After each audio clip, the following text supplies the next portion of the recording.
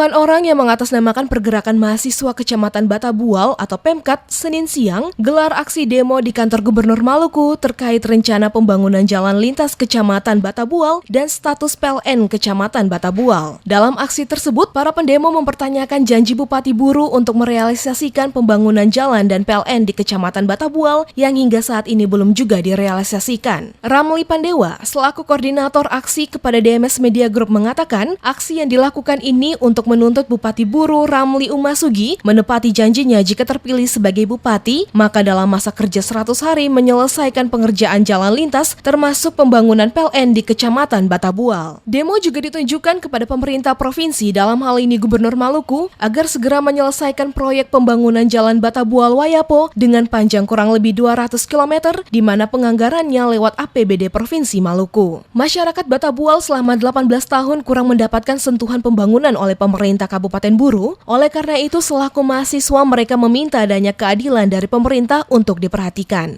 Kami masyarakat Kecamatan Batabual meminta kepada pemerintah Provinsi Maluku menindaklanjuti persoalan ini, karena kami sudah tahu bahwa satu jalan lintas Batabual anggarannya masuk APBD provinsi, namun sampai saat ini pemerintah provinsi tidak pernah melihat hal ini.